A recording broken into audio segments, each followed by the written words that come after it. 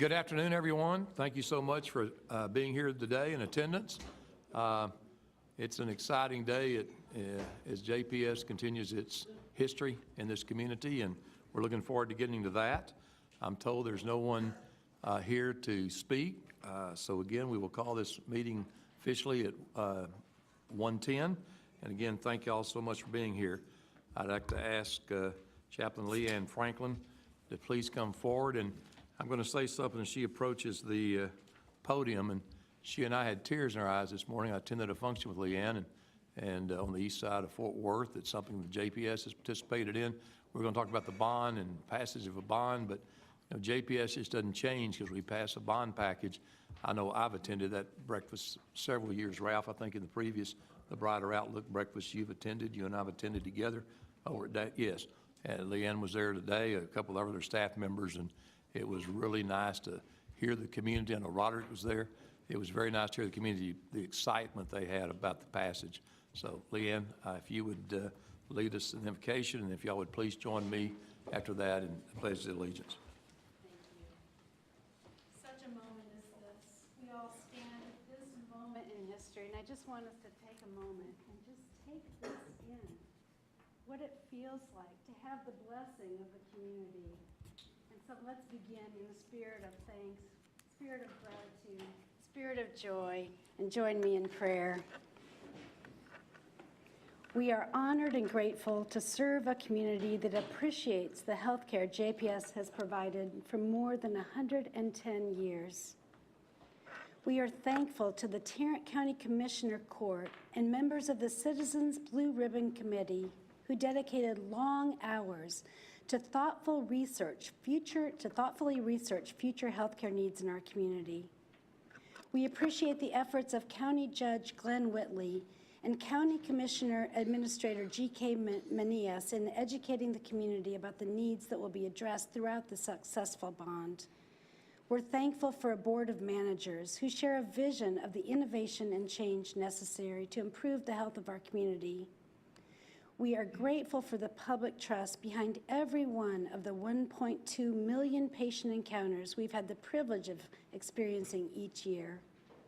We're thankful for every single person in this room and every single patient and family member in this hospital today, because it is there that our focus lies and our hearts are turned toward. So we thank you, thank you, thank you. And we are reminded that to those who are given much, much is required. Let us use this gift well. In your holy name we pray. Amen. Leanne, thank you.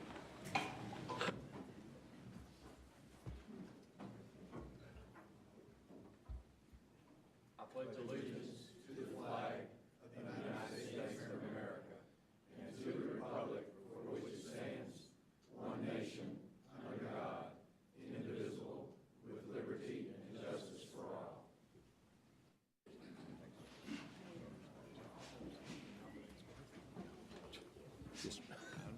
That could be a trap. Steve, he's got some.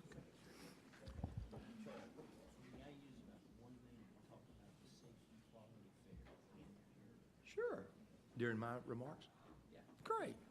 At the end, okay, great. Thank you very much. You know, Leanne, you actually took my comments away. I couldn't think of a better way to express what you just said. You thanked everyone and what the mission of this hospital is. So again, thank you for what you and your staff do and the employees of this district. I will take just a moment to digress under the CFO report. The CEO report, we're going to pass that because that individual is really out of state for the time being. And then I'd like to talk about my role. I've said this before, I have the privilege of serving this board, and I'm just one person amongst the 11, and we truly are a team, and there's been a lot of people before us on boards. As we all know, we're not here to have a history lesson, but we know it's been 33 years since the passage of the bond package for this district. This hospital has still done phenomenal outreach in its mission in this county. It is a unique time. Y'all read the paper. You saw that we passed an $800,000 bond package by about 82%. 800 billion. Thank you. I've been corrected. That's a big number. That's a big number even for a banker. Bankers even have trouble with 800 billion. But Chandler, good point. But again, there is a significance here. It's not just, you know, I guess I get serve as chair, and I appreciate so much that honor, but the truth of the matter is, to this board, to the boards before us, I look at the table and see Trent, I look at the table and see Ralph, I see people who have been working on this for years.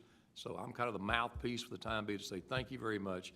Lynn, you covered everyone, and whether it's the Blue Ribbon Committee, whether it's the commissioners, whether it's GK, whoever it is. But most important, to the voters of Tarrant County who stepped up and passed it overwhelmingly, the support of this hospital district. So that's kind of what I'm going to say about that. I'm going to move on. But again, I don't want it not to be from heartfelt from this board to the community. We appreciate what they did by stepping up. The other couple things I will just mention. One is, again, I attended this morning. We have another opportunity to participate in things here at JPS. This coming Monday is Veterans Day. I'm actually out of town.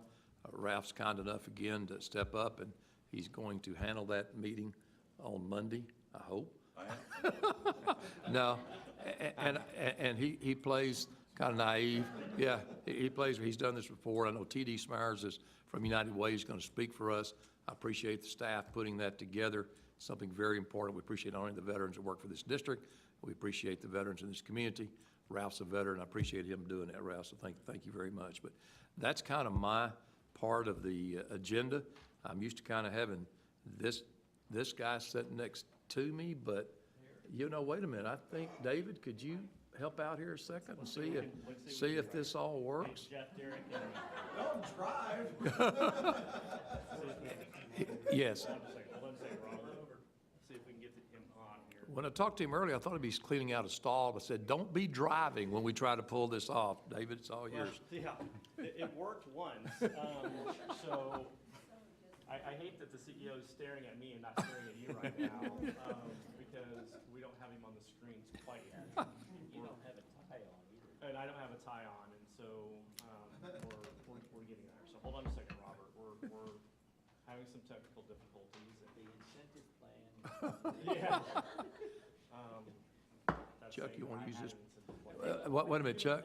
Chuck, you had a couple comments you'd like to make. Why don't we take this opportunity to do this? The network held their patient safety and quality fair on Monday. There were 60 presentations that were available to be read, and they picked the finalists, and the whole group did a great job. One of our new people, Dr. Tricia Swift, presented a presentation on positive deviance. I'll let you guys work on that, what that means. But she has a story she can tell you when there's an opportunity. Is he coming up? Hey, Robert, But that why was- don't you try to talk to us now? David, can you hear me now? Yeah, we're good. We're good. Hey, fantastic. Well, Charlie, thank you so much for allowing me to be at the meeting. You know, my guilt got to me, and I called David Mendenhall this morning at 5:30. So for those of you staff members thinking David has it easy, he doesn't. He had to hear me at 5:30 this morning trying to arrange this. I am at the Kentucky Horse Park where Tricia is competing. She competes tomorrow morning. And what's interesting is, Charlie, I am parked. I'm not moving, but I have this positioned on the steering wheel, and it's pointed straight in front of me at a Skiddo can. So everybody that walks into the Skiddo can thinks I'm videoing them. So I'm not, and so I'm waving at everybody to make sure that they realize I'm not doing that. The reason I asked Charlie and David if we could do this is because for those of you listening by live stream, and for those of you in the audience, and certainly you board members, I personally couldn't be more proud. I think our patients have waited 33 years for this. And I think we as a board and we as administration have worked diligently for 8 years to make this happen. And the thing that I am the most proud of, and Charlie, you and the others and the former board chairs need to realize, from Steve to Trent to Ralph and to Scott Fisher and the others, is this issue got passed with an 80% approval in all precincts. So from South Lake to Arlington to Everman on down to Fort Worth, it was powerful. And I think it's a tribute to you board members and those that came before you and those who will come after you. To the administration sitting in the audience, they know how proud I am of them. The work that Bill Whitman and others have put into this has been phenomenal. Everybody on that team put so much into this. So Charlie, thank you. And the one thing I do want to let y'all know, I've gotten a lot of emails wanting to know where the new food court is going. It's a little premature to start talking about that kind of stuff. So we've got a plan. We're going to follow a lot of what the dictates or the suggestions from the Blue Ribbon Committee are. So now it's a matter of putting things together, and Trent Petty in the planning committee is going to be doing a lot of heavy lifting. Trent, I can see you. I see you rolling your eyes. Stop. We are going to do an amazing thing for this community, an amazing thing for our patients, but I wanted to come live to y'all to tell you how proud I am to work with you as a board. You're phenomenal. Thank you. Can you hear us, David? Leave it on this. Is it still on? Is it off? Yeah, go ahead and you can talk. I think Robert's still on. Robert, we thanked everyone else, and I spoke with Robert this morning, and I know he's in Kentucky, and as you know, he told the board last month he'd be gone, and I told him that kind of a Catholic guilt trip because he asked us 3 times if he could be gone. But I told Robert this morning I knew he was in Kentucky. He said, well, I'm working out this deal to be there. And I was like, wait a minute, Robert, you don't fly, and you're in Kentucky. How can you be here? But David, thanks to you. Robert, we thanked everyone else. Thanks for the leadership of this organization. We wish you, we wish Trish great success in her competition, and y'all be safe coming back. And thank you again for what you do for this organization, Robert. Y'all have a safe trip. All right, then we will move along to the next item on the list, and that being the approval of the minutes. They were on the portal and provided previously. If there's any changes or recommended changes, I'd entertain those now. If not, I'd entertain a motion. I have a motion by Mr. Bose, second by Reverend Emerson. All those in favor say aye. Aye. Thank you very much. We've kind of done the reports, so let's move down to the item number 6 from the medical executive staff, and I will call on Dr. Schrader. Chet? So at risk of being redundant, I just want, as we've grown as a maturity in medical staff, I just want to say thank you as well to the board, to administration, former, current, past medical staff members, just really for the effort and initiative given to the bond. So thank you, and with that, I don't have any other comments. Like those kind of reports. Any other questions for Chet? If not, we would move along to the next item, which Dr. Osterberg is coming up to talk about the acclaimed physician group.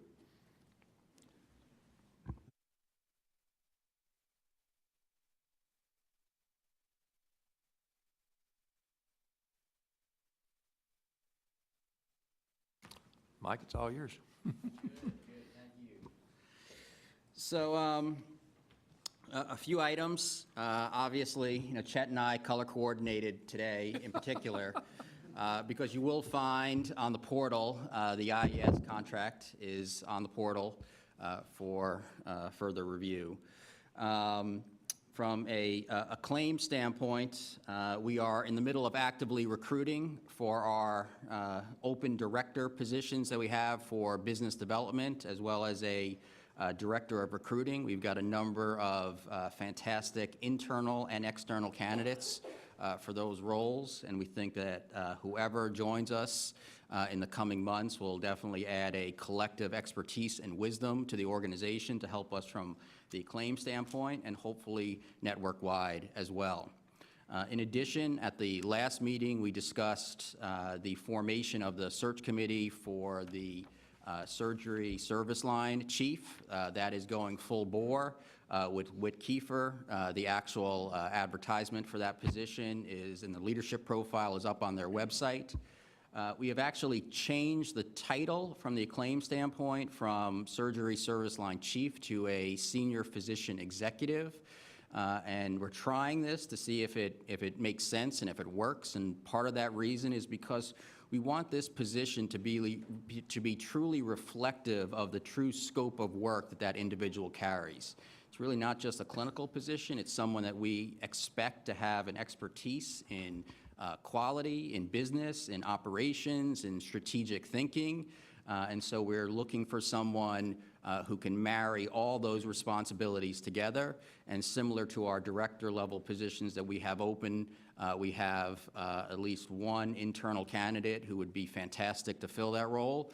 But we definitely want to see what else is in the marketplace and get a group consensus throughout our entire search committee to make sure that we've got the right candidate in the right time at the right moment for us here at JPS as we continue to grow. The other thing that I really just wanted to add is that we are truly embarking on building a number of interprofessional and multidisciplinary platforms, clinical platforms within Acclaim. Part of that, by example, was to carve out our oncology service line to give it its own breadth and scope within Acclaim. But we are looking at a number of initiatives that cut across our professions as we begin to really break apart traditional silos and look at how patients access care and how we collectively as a physician group can work together to better integrate our services. And so one of the most recent dialogues that we've been having is trying to look at a brand expansion within the physician body of women's health. And so that's not just mother-baby, it's really looking at women's cardiology and women's primary care and women's orthopedic services. I just came from a meeting with our clinical leadership to discuss that, and there's a lot of excitement and enthusiasm about looking at ways to develop some business planning and strategy around it. So a number of significant initiatives, all really driven around quality of care and integrative platforms and having our physicians and our operations people working in close concert with one another to successfully drive improvements throughout the network. Any questions for Mike? Mike, thank you. Before we get off Acclaim, I think, Chuck, you had a couple comments? Have asked me, what exactly does the executive committee do? And I want to just briefly go over one of our agendas. Robert gives us a district CEO update. Michael gives us an update on the Acclaim. And then we go over and review contracts, and the two we did this past time were emergency rooms, and integrative service, which is the emergency room physicians, and pathology. And then Sharon always gives us the financial update, and the new chairman of the board is Jocelyn Z, and she gives us a report from the board of directors of Acclaim, and then Diana gives us the operations update. And I would say as we go through these meetings, Acclaim is starting to mature. And what has become apparent to me is that physicians actually drive a lot of the services that we perform, and that'll be one of the things that philosophically we'll be looking at and evaluating. So that's just my comments for the day. Super. Thank you, Chuck. Yes, Ralph. If you talk about the women's services, is there a discussion also in reference to infant mortality? So that's absolutely there. It's not just infant mortality, it's maternal mortality as well. Those are critical indicators for quality and patient safety. And so that is definitely an ongoing dialogue within our women's and infant services, whether it's with our neonatologist or our maternal fetal medicine specialists. But that is definitely high on the agenda list. And I said I tie both infant mortality and maternal mortality together. Ralph, that's also a primary focus of the quality committee. Yeah, as I look at our quality on the physician side, and as I look at our key performance indicators and the variety of the PSAs and the outsourced groups that we work with, I'm really trying to drive towards outcomes and not just numbers. And so to ensure that what we do actually has merit and meat and meaning attached to it. And so if it's something that we currently don't already measure. It's also about building those processes and protocols and guidelines that eventually get us to where we need to go to. Anything else from Mike? Yep, that's it. Michael, thank you so very, very much. Thank you. Appreciate it. Thank you. Which will bring us now down to item number 8, which is committee reports and action. First being, I'll turn to chair of that committee, Ms. Montgomery, for the financial summary. Sure. So on October 25th, the Finance Committee met without me, so I'm sure they muddled through it somehow. I'm not sure they We could. stumbled through it. Stumbled through it. So there are a number of items on the consent agenda that were approved in that committee, and I recommend their approval when we get to them. That's my report. Super. Thank you very much. Item number B is governance. I'll turn to Mr. Fisher. Thank you, Mr. Chairman. We met on the 25th after Steve's absence in finance. We persevered through. There are no actionable items as a result of that meeting. Okay, thank you. Let's bring this to planning, and I heard you got a new job, Trent. Sounds like. It sounds like it. CEO was looking at your eyes, but anyway, Thank you, Mr. Update on Chairman. planning? We did meet, and Angie, as usual, took us through all of the updates on the construction report. The one thing I'd like to report to the board on was the report that we received on the new medical innovation district that's being contemplated here on the south side. It's a great opportunity for JPS, and I've asked Robert and Scott to make sure that those documents are available for the entire board. It's probably worth taking a look at because I think we can play an integral role in that, and a very exciting time for the district as well as the south side, so thank you. anything else for Trent? Yeah, Trent, I agree with you. I was at that presentation. I think you're right. It's going to be phenomenal, and JPS is going to play a major role in that. I don't know if we may have mentioned finance. I know Angie's here. I forget the exact date. We all attended the opening of the Northeast Medical Home. You probably know that date. 11th, so I don't know if we've had a board, but for those in attendance, I know several of the board members were there. I know, Trent, you were out of town, but I know DT and Ralph and Steve, and there were several others. Anyway, appreciate everybody's support. It was a tremendous, obviously, if you haven't seen it, if you're a board member and you haven't seen it, please go see it. It's tremendous. It's not just the building. It's the availability of these services and how we can provide those services that make that the unique building. So again, to Angie and the staff and the staff that put on the open house, we appreciate that very much. So, yes.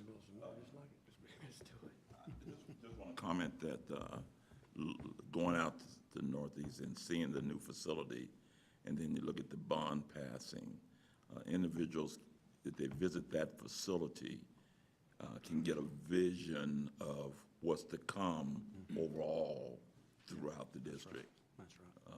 Because that's a well-done, designed facility out there. Yeah, Ralph, that's an excellent point. Again, for those board members who, I know many of you even went out during the construction phase, but if you haven't seen that facility, it probably is the prototype, as Ralph was saying, that is hopefully be utilized as this board and everyone considers future additional throughout the county. So good point, Ralph. Thank you very much.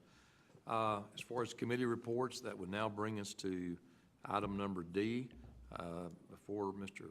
Montgomery gives that report, I want to thank Mr. Fisher, Dr. Simmons, along with Steve Montgomery, for serving on that as they were appointed. So again, thank you for that. And Steve, I'll turn it over to you. You bet. So the nominating committee met today, and I'll share with you our recommendation to the board in a moment, but I want to give a little more context. So over the last dozen or so years, we have a tradition here that our, I'm blinking. You're blinking. Blinking. Here, wow, I got stereo now. Oh, low battery. So over the last dozen or so years, we've had a tradition of 2-year terms. When Irma Johnson Hadley preceded me as chair, she served a couple of years. I served 2 years. I know when Trent was chairman, he served 2 years, and Reverend Emerson served 2 years. We're now at the end of a 2-year cycle with our current board executive committee. And fairness and tradition would dictate that we look to see who the next slate of candidates would be for that. But something happened this week that's very non-traditional, and that is we passed an $800 billion, this community passed and granted us the authority to do $800 billion worth of improvements to our service delivery capabilities in this community.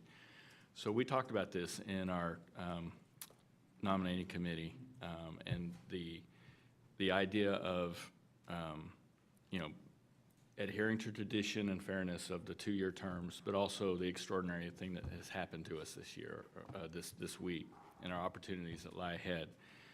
We reviewed the bylaws, and the bylaws state 2-year term and then up to 2 one-year extensions, up to 4 years is the max. And so with that in mind, and Mr. Simmons overslept, so he wasn't able to make the committee meeting, but Roger and I discussed it of the idea of, all right, well, we're truly in a unique situation now. And our recommendation to this board is that we extend for only 1 year the current slate of officers to carry us through as we're now going to be out selling bonds, and really this is a critical time for us, just for continuity, and that would include Mr. Wynn and Dr. Weber and Mr. Powell in their current roles. And we're going to recommend to this board to consider a 1-year extension on their current roles. Is that the recommendation of the nominating committee? Yes, sir.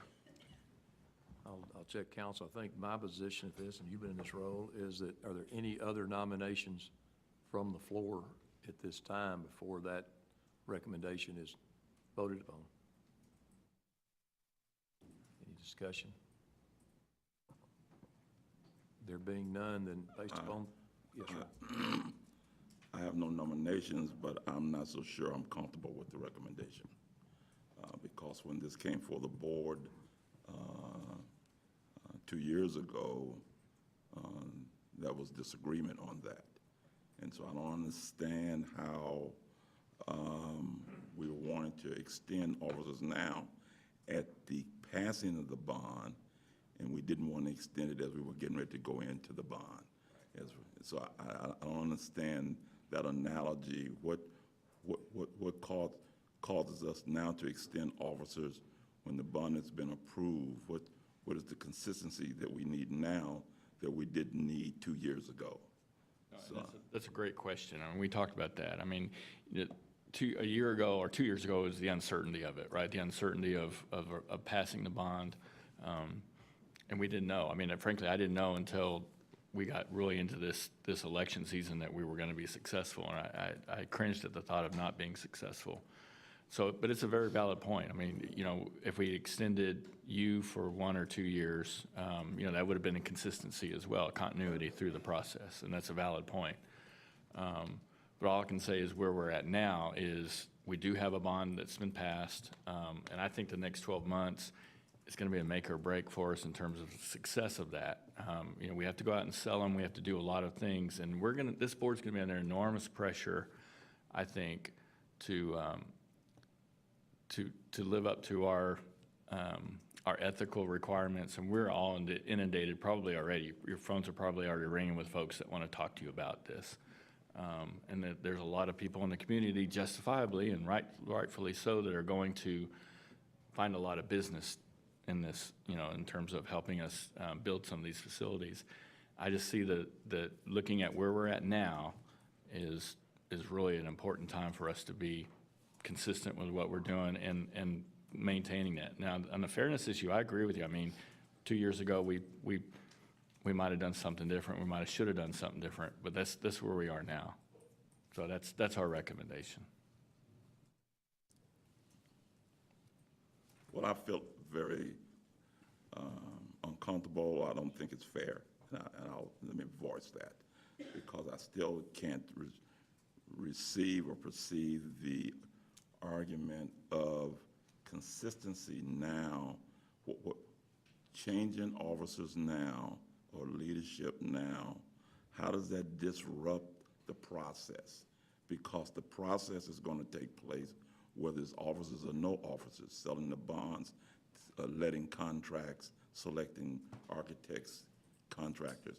So I'm not comfortable with it, and especially what was the difference 2 years ago versus now. So I sit here in disapproval of that. Okay. I don't like the message that's being sent, and let me just be upfront. Okay. Yes. I agree with Ralph on the change. And Chuck is the next in line for the chair, who's been a part of it the whole time. So I'm not sure he's been here, know it all, been a part of it, and so he would be following. So I'm not sure I understand why we need to change the order that we have. I mean, we're gonna have to make a change anyway later on about what you're doing, based on what happened Tuesday. Right. So I'm not sure that I agree with that recommendation of keeping it consistent, because we do have consistency. Chuck's been there the whole time, and so he's very familiar with it. So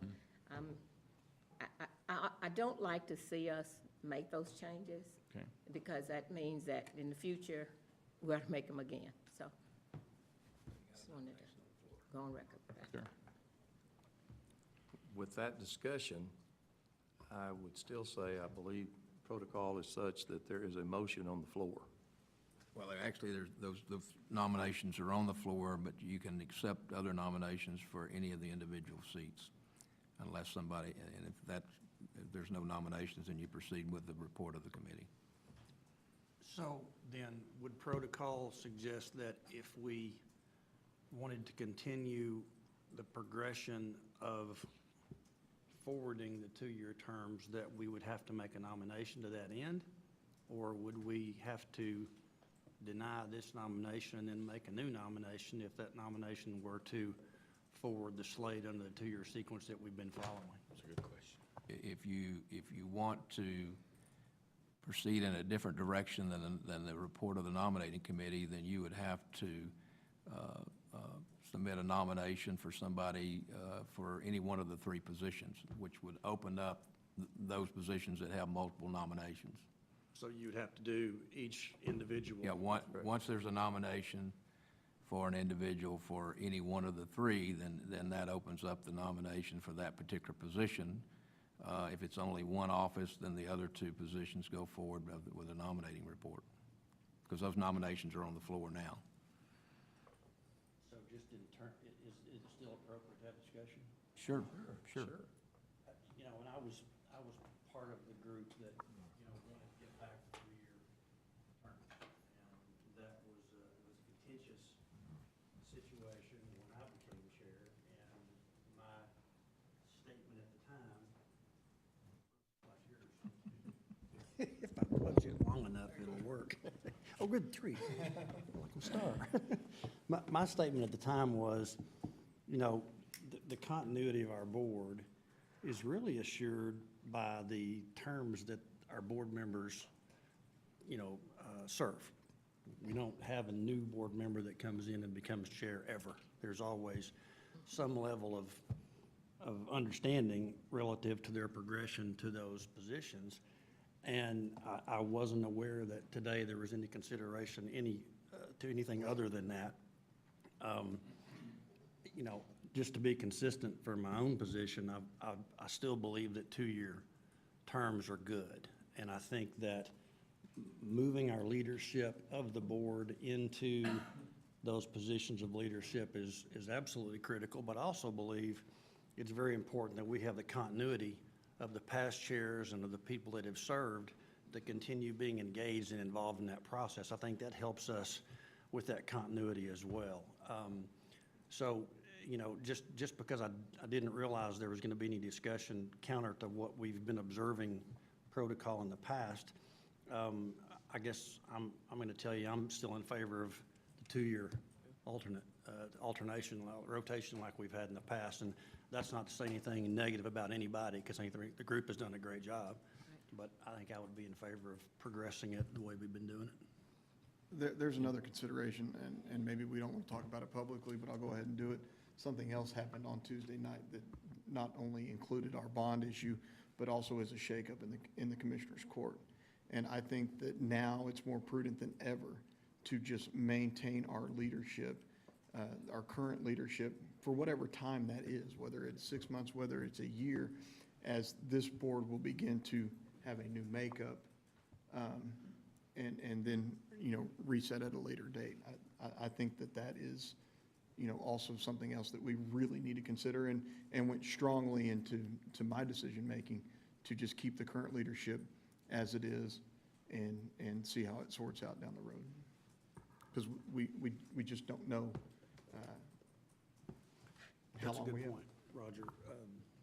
That's a good point. Can I ask, what is the current slate of officers, and what is the slate of officers that would be in place were we to move forward with the two-year progression as we've been doing it? Typically, the vice chair would become chair. Right. That would be Chuck, right? And then DT would become DT vice would chair. be, Yeah. would become vice chair. Then you have to, Then there would be Dorothy, then there'd be secretary. somebody selected for. somebody have to be secretary. Somebody's secretary. Yeah, Roger, that's a good point. I mean, you're right, and I certainly understand that, but because the appointee that would become chair is not an appointee of the commissioner that's leaving, I don't know that I have a concern about that. I think it's a great concern. I really do. That's a great point. But given our progression, that may have time to work itself out. Whoever the new commissioner is going to be. So I kind of still feel the same way, but I think it's a good point.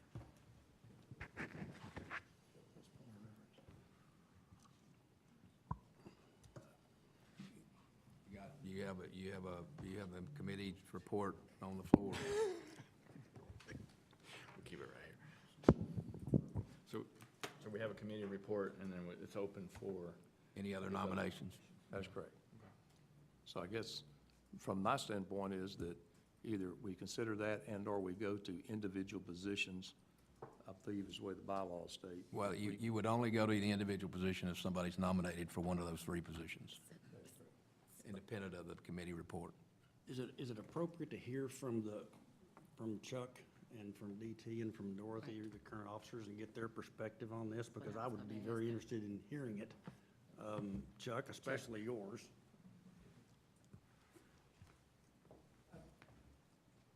I'm very comfortable with Charlie staying as chair for another year.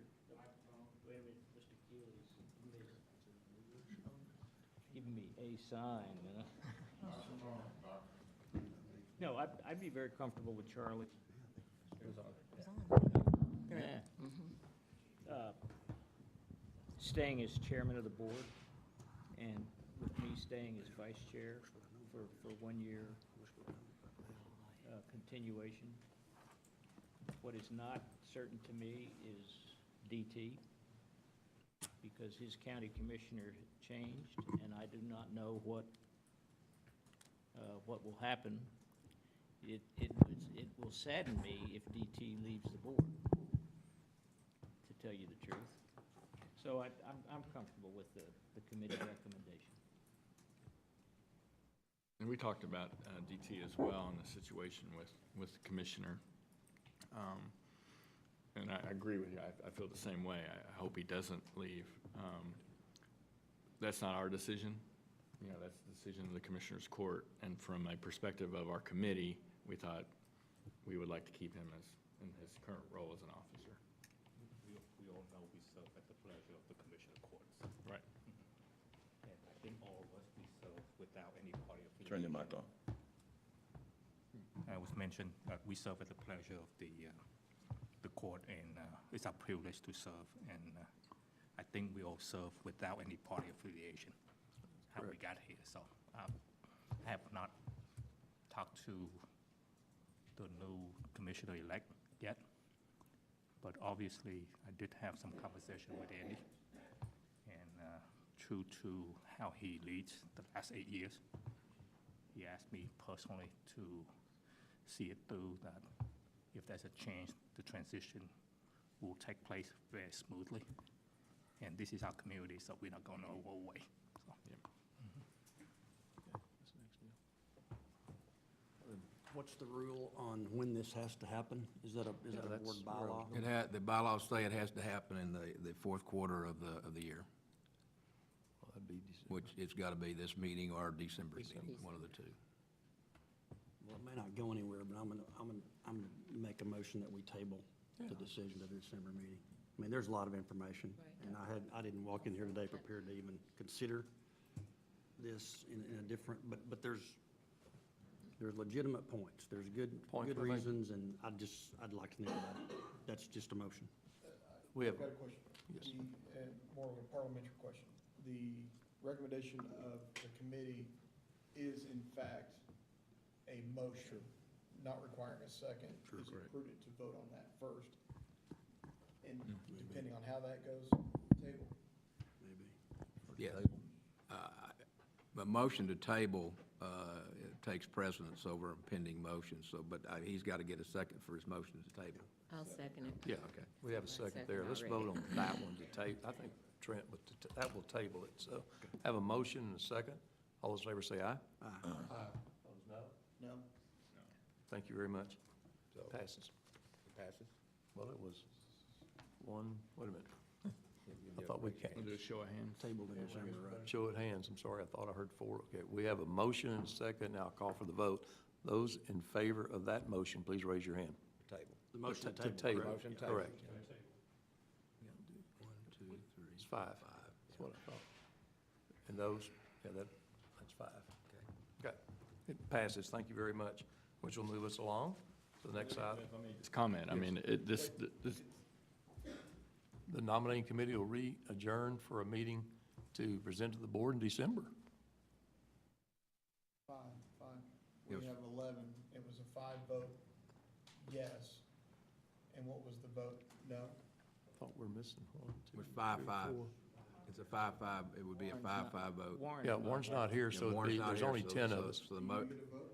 Yes, but it would be 5-4, and if I voted for it, it'd be 5-5. That's 10? That's 5, and 11.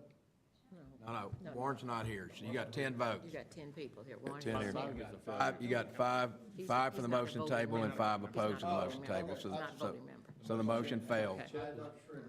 Chet does not, Chet does not Yeah, vote Chet does not have a vote on this particular item. on this one, therefore the motion passes, so. No, the motion fails because it's 5-5 vote. right, 5-5 is not a passing. It does not pass. It's been most interesting. So the motion that the nominations is still on the floor. It's still on the table.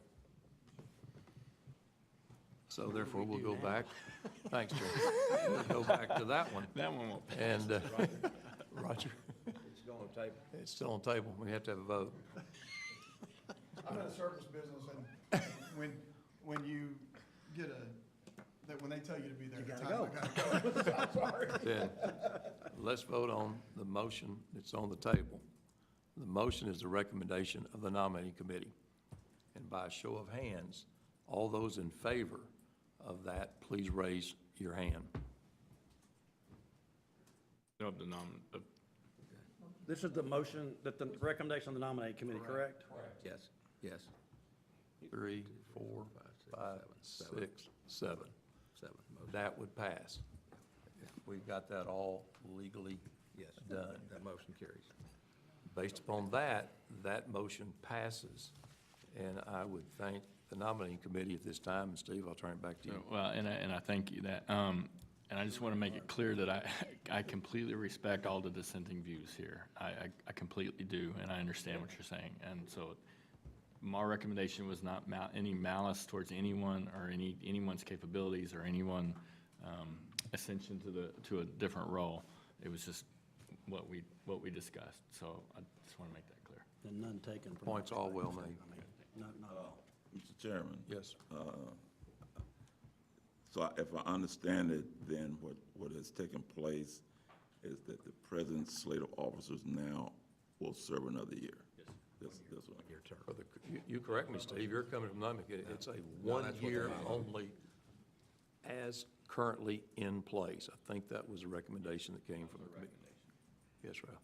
Okay, all right. I think the only thing that will be in front of you guys is if and when I'm being replaced, then there'll be another election.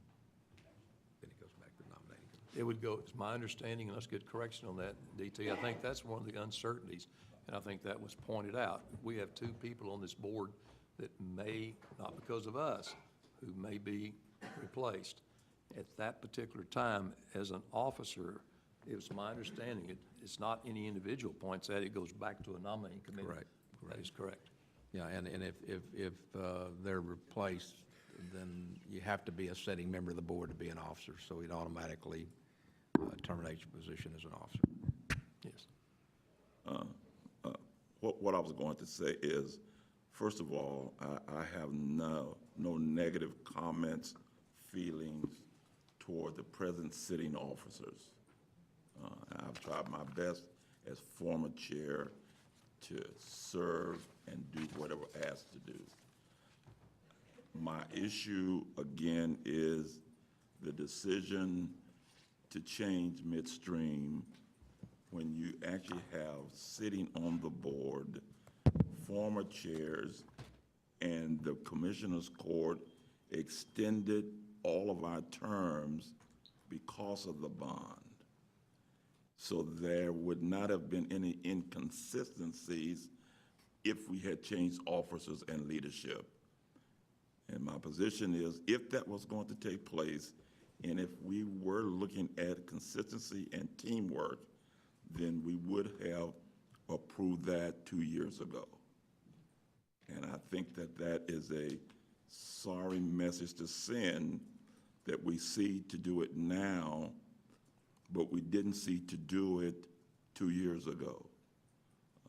So yes, I feel a little offended because I made a decision to say, for the sake of unity of this board, that I would not push to extend my own personal term. And I didn't want to demonstrate any selfishness. And I just felt that that recommendation this year, one is a slap in the face and a disrespect to my leadership as chair 2 years ago. And that's why I wanted to say that. I have nothing against Charlie Powell, Chuck Weber, or D.T. Wynn.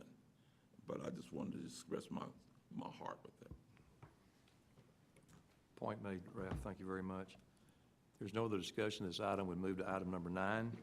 Other matters requiring board discussion. First being the reappointment of Scott Rule. Scott? Thank you very much. Good afternoon. I don't want this to be awkward in any way, but I'd like the board to consider approval of reappointment of Scott Rule to the Tax Increment Reinvestment Zone, Board of Directors Appointments, Place 4, Arlington, Downtown Entertainment District in Veridian. And despite Mr. Early's absence, I thought it was very important to bring this to the board because any TIF that has entertainment in its name is a TIF I'd like to be a part of. There being any discussion on this recommendation? If not, I consider a motion. So moved. I have a motion by Mr. Second. Quicker, second by Mr. Bowes. All in favor say aye. Aye. Scott, congratulations, you're still on it.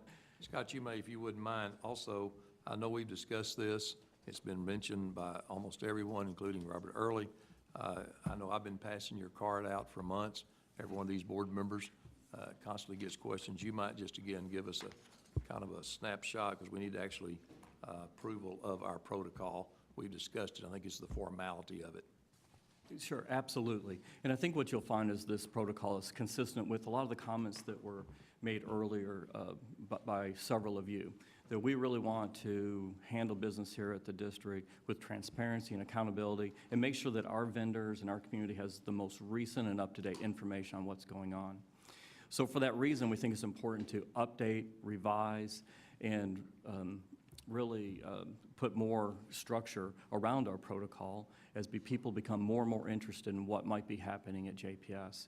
You see the protocol in front of you, and it'll be posted on the board portal, of course, as well. It really provides for a central point of contact for the district for potential construction inquiries, and that would be me. It really provides the Office of Diversity direction in establishing quarterly, at least quarterly meetings for our vendors and stakeholders in the communities, provides education and notice of those meetings to our agencies and chambers across the community, and that will track the attendance and questions that come out of those meetings so that we can share that information with stakeholders in our community. Thank you, Scott. I know this has been discussed previously. Is there any questions regarding this? Yes, Dorothy? I know that all the inquiries and everything is going to be going to you, Scott, but for some of the programs, will you have some help on that? Absolutely. And you know what a great team I've got behind me with Angie Morgan, her staff in the diversity office. And that's a really good point, Ms. DeBose, because there's very much a difference between some inquiries we get that are about the proposed construction projects as presented in the bond. And, you know, my first question to those vendors when they contact me is, are you interested in doing business with JPS, or are you interested in doing one of the bond construction projects? Because we have great things going on all the time here at JPS, and what we really want to do is engage vendors that can help JPS become better. And if that's the case, then, you know, I put them in contact with the diversity office or, you know, our construction staff, as the case may be. Well, let me just say it another way.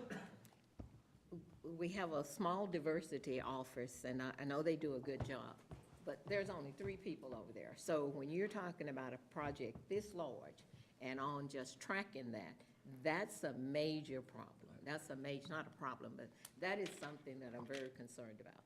Usually when they have the school had theirs, when they built the big deal in Arlington, on diversity, they had a separate program that tracked that to make sure that all of our commitments and goals were met. So Sure. I'm just saying that if diversity is taking that on with 3 people. Yeah.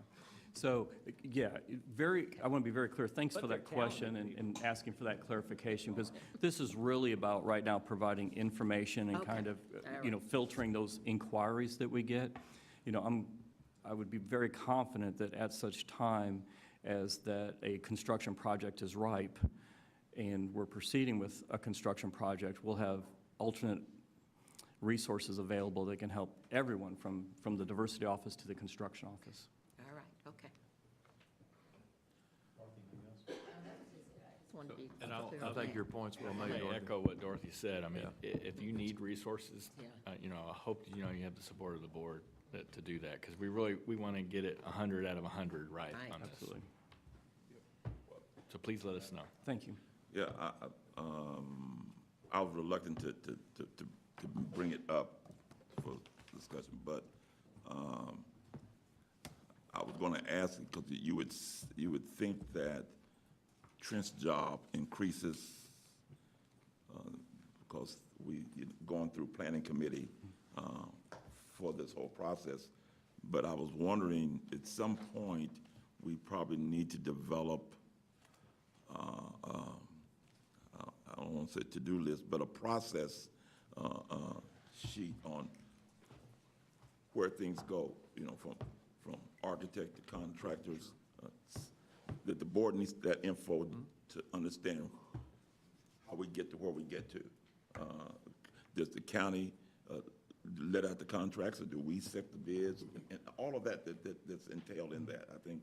And so that goes back to Dorothy's question, because when you get to that point, you really need that diversity group to track those areas. Yeah, Ralph, I agree. And I think from just referencing what Robert said, my assumption is that within planning, we're going to have board members reviewing not just the contracts, but the recommendations for professional services. Yes.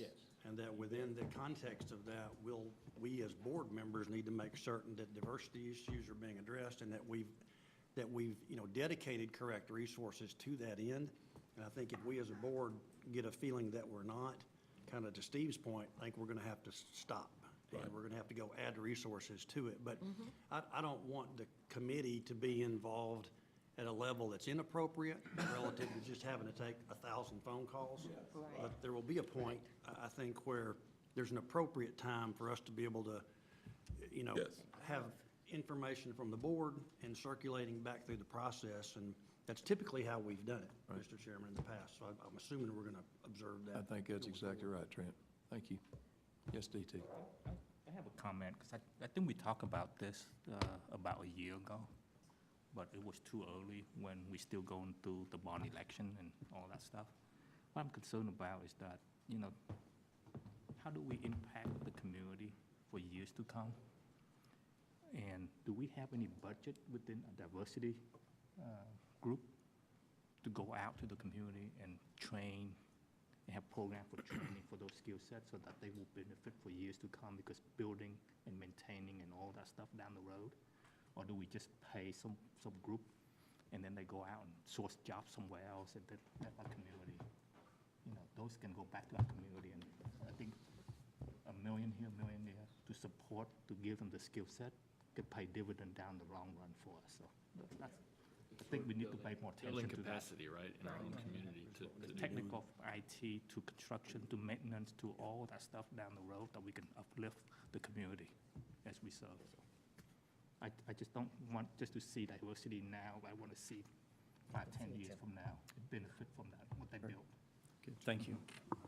What we're saying is, sounds like we need beefing up. Nothing wrong with what we have. Sure. We've now passed a bond package. There's a lot of work to be done. We're not going to spend all that money next week, but we need to get in place, like DT said, with diversity, whatever it is. As Trent indicated, we need to staff up. I think this board is saying, make sure we have the people that are available ourselves to go out and do these type things. Yes, Mr. Chair, I need to point out, I don't know if Angie's still here or not. She is. she is, she's right there. Okay, but to give some kudos to Angie and her office, she does work now reaching out to contractors to emphasize, to do work for JPS, to get that experience for hospital work. And so she does a outstanding job on the diversity side, to try to recruit contractors in and, you know, so they can get that experience here at JPS. So that is happening. I mean, it is taking place. We don't need to give them any more staff. No, Equally staffed, Yeah, Scott, so I think that's what we're saying. Thank you. We understand, once again, this is for our immediate need of educating the community and stakeholders, and we look forward to working closely with the Planning Committee and the Diversity Office to beef up and to expand the process. Good. I think there's any other discussion. If not, I would entertain a motion. We do need to actually officially approve the protocol policy. So moved. By Dr. Wepper, second by Mr. Montgomery. All those in favor say aye. Aye. Scott, thank you very much. Great, thank you. We've been talking about diversity, so I think it brings us to item number C. As Mr. Bose knows, she had a presentation in HR committee I guess about a month ago, and it's such a good report. We feel like the entire board needed to handle it. Shell, I'd ask you to come on up, and is Pia going to be part of this? But whatever I'm saying is thank you very much, and I think it's a great idea, Dorothy, to have this report for the entire board. Some of the questions they're asking. That's what I'm saying, is I think the timing is just perfect. So thank you for your recommendation. Shell, it's all yours. Good afternoon. I'm so excited to hear all the discussion about diversity and inclusion. So our whole team is here today, and they're smiling in the back of the room. So we are excited to do a quick update today. We wanted to update the board on what we've been doing in the areas of diversity and inclusion.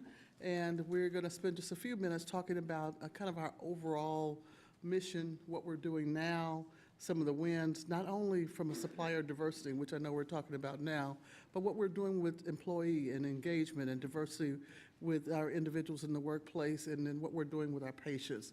So we're excited to give a quick update today and to talk to you about our strategy for moving forward.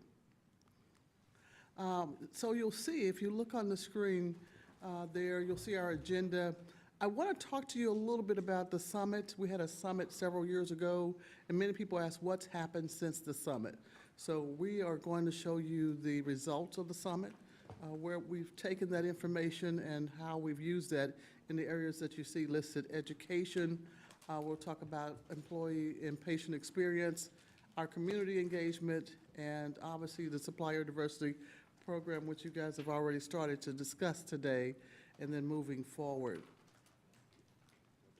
There's a lot of information, but what we really want to focus on is the heart of the issue. And we have a graphic that you see before you, and it has diversity and inclusion at the center. We have placed diversity and inclusion in the center of a lot of things that we do here at JPS because we believe it's in the heart, it is the heart of what we do. When I say that, I mean everything we do with our employees and patients, we want to be inclusive, we want to be respectful, we want to be culturally competent with our patients. We want to make sure that we're good community partners. So it's a kind of the heart, the center of things that we do on a day-to-day basis, and we try to touch all of those. The job of the Office of Diversity and Inclusion is to support and engage workforce and to help sustain it. In addition to that, we support a respectful and culturally competent approach to healthcare, which simply means that we have patients from many different walks of life and different cultures, and we want to make sure that we're hitting those specific needs. We want to deal with issues of health disparity and health equity and making sure that each patient that walks through that door receives appropriate care. And finally, the third thing that we exist for is we really want to support the use of historically underutilized businesses.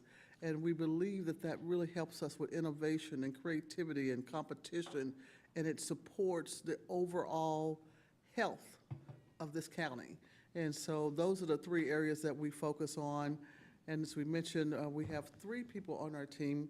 We're small, but we like to say small but mighty. So we're tackling those 3 areas, and we have great partners internally, and we'll talk about some of those today. Okay? So with that, what have we been doing with education? I just want to give. Could you go back on screen?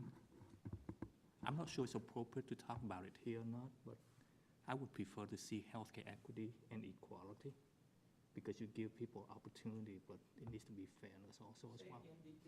Yeah. I want to see if we can modify that health equity to health equity and equality, because there's 2 different things. One is the opportunity, and the other one is the fairness. That Yes. needs to go with it also. Very good. Yes, I agree. We can update that to make sure we put equity and equality. Thank you. Okay, what have we been doing to get there? We talked a little bit about, let's take the employee base first. We talk about education and employees, our vendors, and our community. We have been working with educating the workforce for several years. We started in 2014 with just answering questions. When individuals would have a need for cross-cultural communication or teamwork for a diverse team, they would come to us, we would respond and go out and teach. In addition to that, we continue to move. FY 15 and 16, you'll see those numbers increase. There's an increase because we started training in a more formalized way. And what I mean by formalized is we have new team member orientation, and we send a clear message from the time a person starts working here at JPS that this is a respectful environment and that they are included and that their skills and abilities and what each individual brings is important. So we now have diversity and inclusion education and new team member orientation, as well as our leadership acceleration programs and other formalized programs. I'm real excited, though, about what you see in FY 18. You'll see a little different there where you see the 3 colors. In the green, it represents everything that we've been doing, responding to requests, making sure that we're educating staff and the leaders and how to work effectively with many different cultures.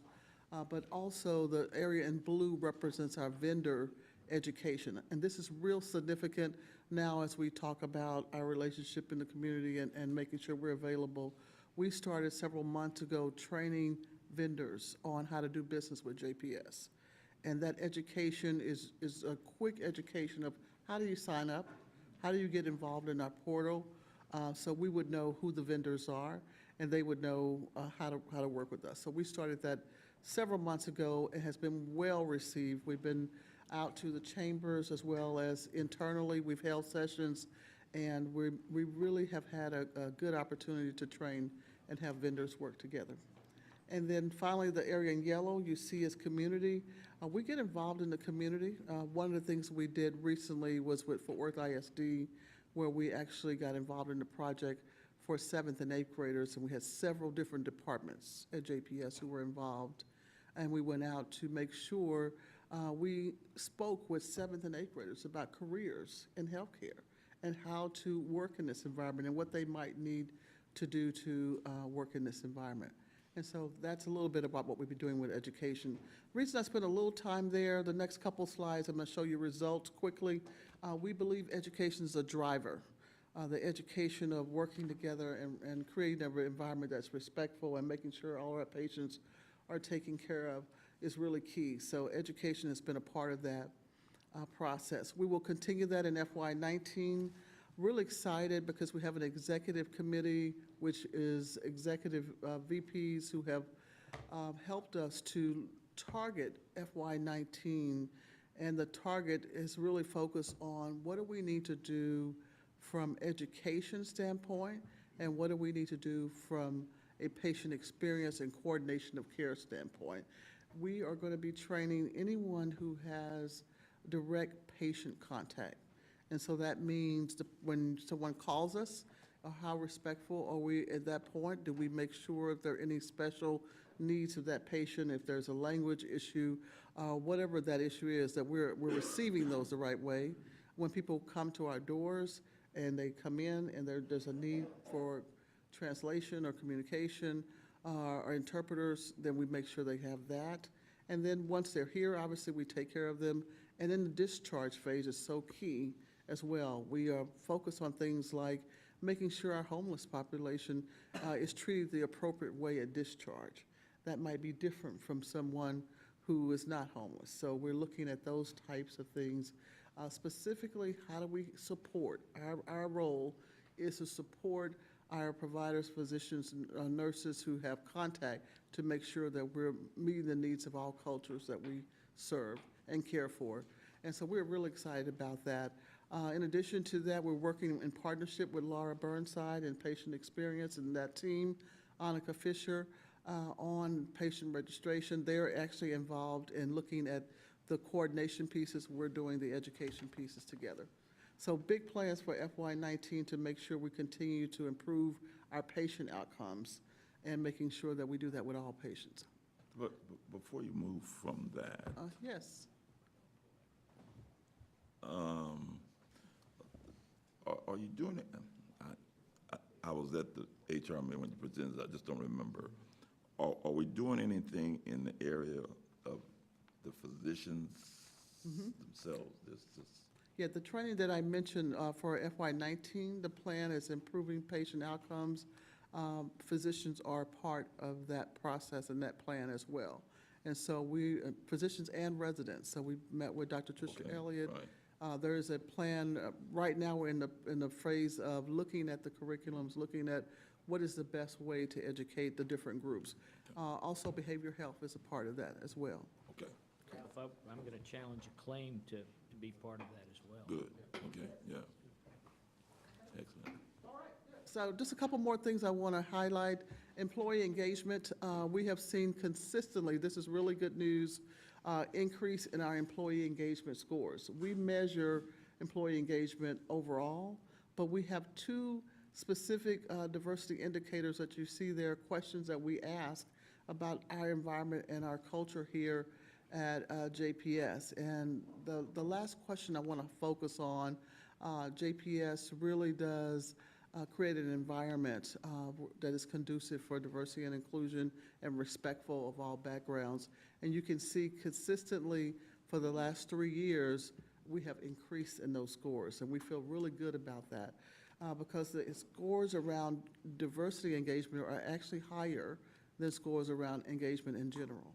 And so we are doing a really good job. And we believe that education is a real driver. That message that we send the first day people work here, that they're respected and valued, I think is the key. And so we want to create that environment and make sure all employees are engaged. Okay, and also if you, on the right, the national averages are there for the last question. We not only exceed the numbers for engagement for employees, but we exceed the national averages as well. Okay, what are we doing with business and supplier diversity? Again, great news. We're seeing more support for this area as well. And as you can see listed there, that we have seen an increase in our percent spend for the last 3 years consecutively. We believe, again, the fact that we have vendor outreach sessions where we're training vendors, we're reaching out we have really focused on a business diversity committee. So I get to be the vehicle today, but what I want you to know is that many people in this room, including IT, including finance, we have contracts department, Scott Rule has worked with us, the executive team, Pia Walker, who leadership also, who has been involved in helping us to make sure we coordinate and communicate. The real difference here is that we're talking, we have systems that talk, we work closely with making sure that we have people not only enrolled in our program, but that we track appropriately and we know where that percent spend is. So a lot of support from internal and a lot of collaboration, and that's a real victory.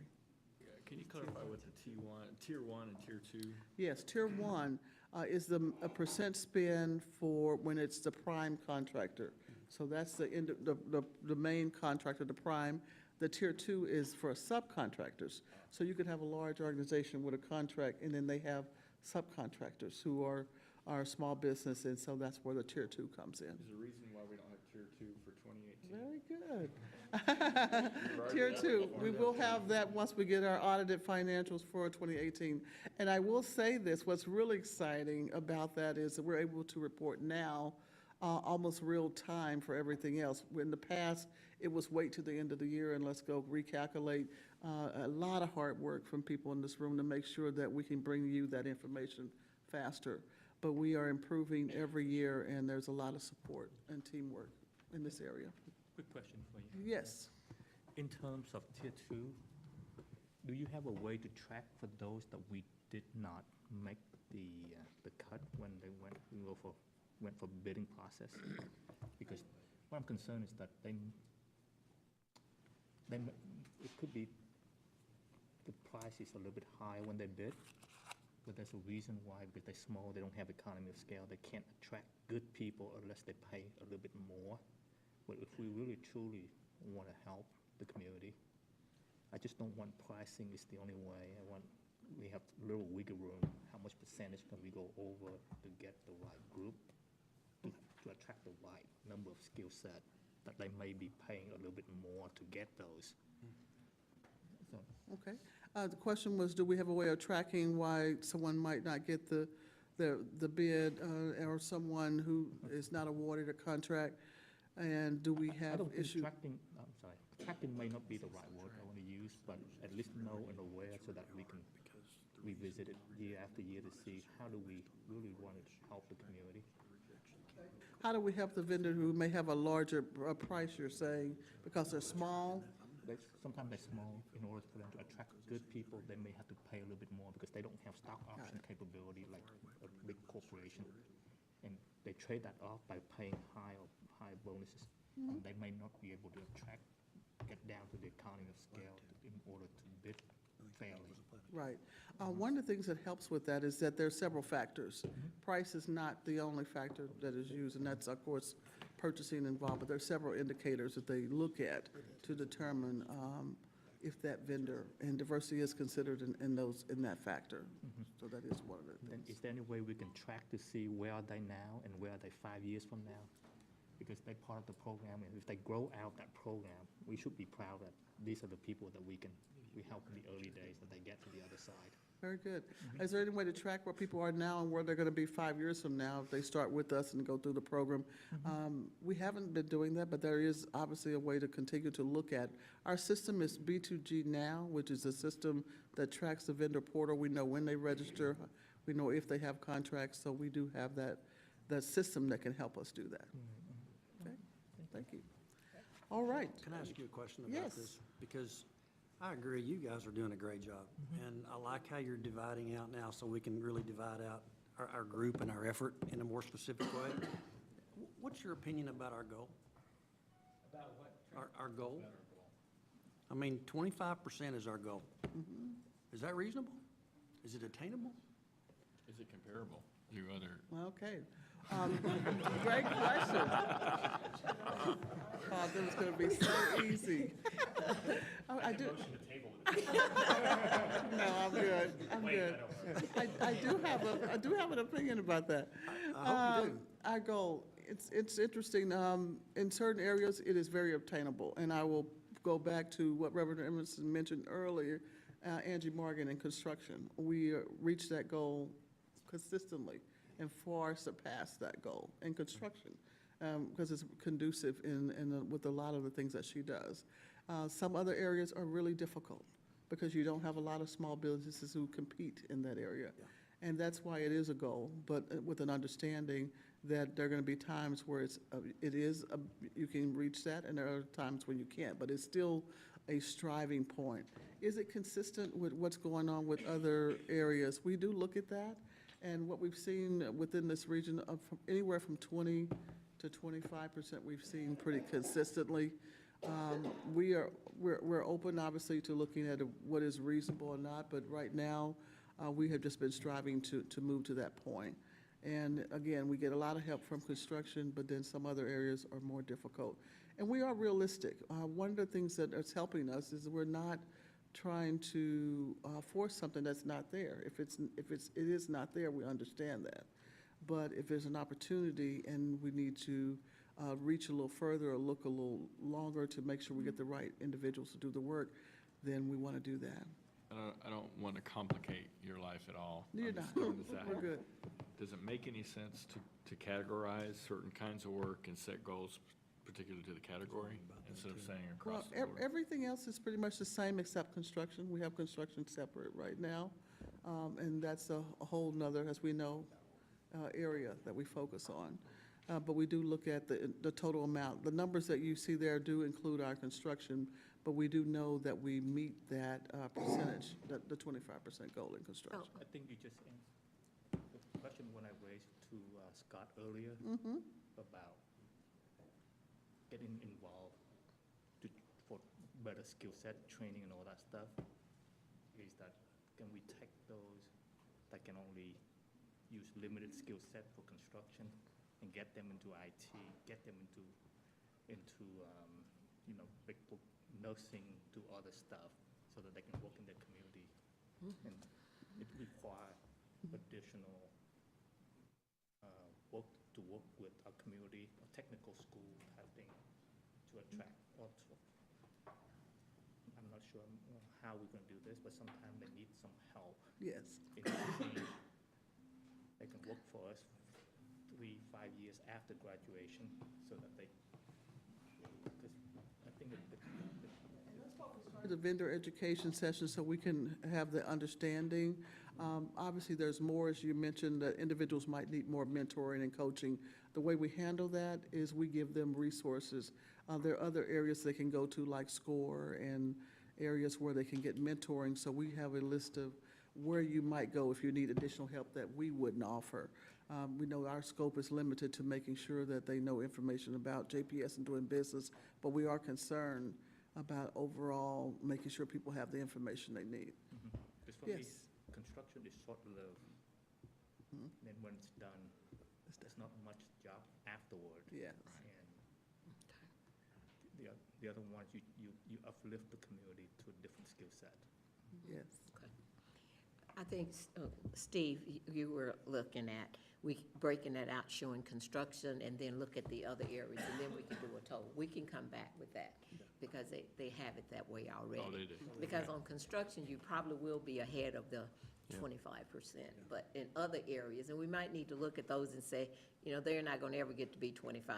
We Right. might have to set something different, so it's something, but just give it to us, she'll bring it back. She'll figure it out. We'll get it. Well, I mean, the reason I think it's important is because everyone is measured on their performance metrics when we look at their advancement and their salaries and everything else. And I don't want to have a group that's got a goal that's not achievable. Or that a portion of it is only achievable without really being realistic. And adjusting that, because then that makes Michelle's group look bad, and they're doing everything they can to meet it. So it's just, I think it makes sense to break it out and show it that way. Yeah, we will do that. Because, I'm sorry. No, we're good. Yeah, because one of the things I think you have to look at is the size of the company that's providing the product. And there are times when it's a small company, they can't compete at the level of a major, okay? So they might get whacked out, and that larger company can reduce their price there, and I think that it's a key that we do look at how we do that. We will. Thank you. Okay, just kind of wrap up a lot of information, but I just wanted to tell you that we had. I'm sorry, Charlie. A couple things. Wins for 2017, 2018. We believe the streamlined process that we just talked about, working with all the different departments that we mentioned, is really working for us. We're seeing improved employee engagement. So we look at diversity, we're looking at this big picture. I know we often focus on supplier diversity, but the bigger picture is that employees are feeling valued and respected. We're looking at our training programs and what we've been able to accomplish in just a few years, over 4,000 trained. We're looking at some awards that we received in the community, and we're well respected for the work that we're doing, like the Minority Business Council Honorary Award. And then we've also worked internally with the lecture series and created a session on preparing for the future workforce as it is more diverse, and helping our leaders with that. And obviously vendors in the supply chain process and training more in that area. Tier 1 and Tier 2 spend, it's also helping us to be able to calculate that and know how primes are working with subcontractors. We didn't have that in the past, so we are now set so we can look a lot at those subcontractors. So we are really excited with the Office of Diversity and Inclusion, and we are moving forward. And we want to thank you for your support. We feel the support from the board, from the executive team, and all that you do to help us do the work that we do. So we're going forward. Our strategy is real simple. We're going to continue to drive and look at the spend. We're going to work on our patient outcomes. We're going to work on our contact with all patients and making sure that we're giving culturally competent care. We're going to continue to increase the pipeline of vendors who register with us, small or large. We believe that the greater the pool, the more value we'll have and opportunities there, and we'll partner. We'll be a good community partner with our chambers and other organizations who will do what we do. And finally, we're working on best practices, evidence-based ways to do this. We're currently looking at several different national benchmarks to make sure that we're not reinventing the wheel. So some of the answers to the questions that we have, they've already been resolved, so we'll continue to do that. So that's an update for today. I just want to thank you again. Yes, Reverend. Hope this comes out okay.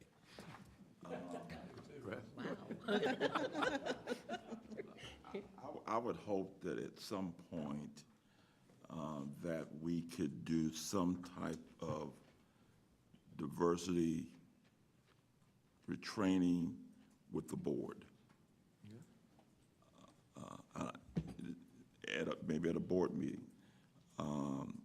One of my hopes and desires is that individuals does not look at me as the person who's going to raise those questions and issues at every board meeting, but the entire board is sensitive to that. Or, Ralph, are you okay with that? No, is the board okay with that? Right. And so I would ask if we would consider it somewhere that maybe the training that diversity office gives to the employees, that maybe some of that could be done with the board. Good point. Good point. We'd certainly take it into consideration. Just like I think Dorothy's idea was great to have Michelle and give this report. For those in the HR, we saw it. And I think, Ralph, you know that it's not a major focus of the board, but any additional training in diversity and implementation of where we're going now that the bond package is passed. I think the timing is critical, so I certainly agree with you 100%. I think we need to go a little bit beyond just diversity and inclusion. I really believe to be on the forefront of cognitive diversity. Like I said before, it has to be based on background, experience, and perspective so that we can cover everything, not just the color of your skin. Right. Different generation gaps, different culture, different religion, all that stuff plays into that background, perspective, and experience. And I think the more we can go forward, I think it will help look at not just the color of our skin. I think that will work. Good point, DT. Michelle, your team's doing a great job now, but it looks like we got a whole lot more going forward. So Yes, and we're continue to ready, work. so we are here to support in any way we can. Super. Thank you. Appreciate what you're doing. Thank Thank you you so very much. much. Ralph Boyd. Date back that you want to do the training to the board. Which brings us now to item number 10, which is a consent agenda. There's numerous items on there. They've been on the portal. If there's anything needs to be pulled off, we would do it or discuss it. If not, I'd entertain a motion for approval of the consent agenda. Have a motion by Mr. Nguyen, a second by Mr. Bose. All those in favor say aye. Aye. Item number 11, legal counsel comments. Anything from the legal other than? Yeah, we had a report from finance. There were 34 contracts that were under $500,000, and that list has been posted on your web portal. Is that all? General counsel? Which will bring us to item number 12, which is executive session. I don't think this would be very long.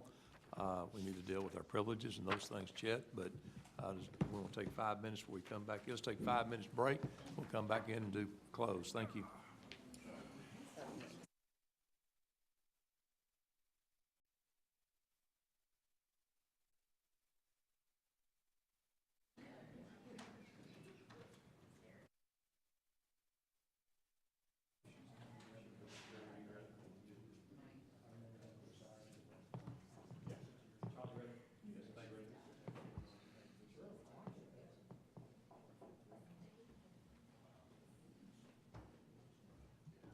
Thank y'all very much. We will now reconvene in open session to, for the purpose of privileges, and I'll call on Dr. Schrader. Yes, so for consideration of the medical, or excuse me, from consideration of medical executive committee to the board, we have a list of privileges that we'd like to request approval. Have a motion, have a second by Mr. Bose. All those in favor say aye. Aye. Thank you very much. Is there any other business to come before the board? Everybody none, we adjourn. Thank y'all very much.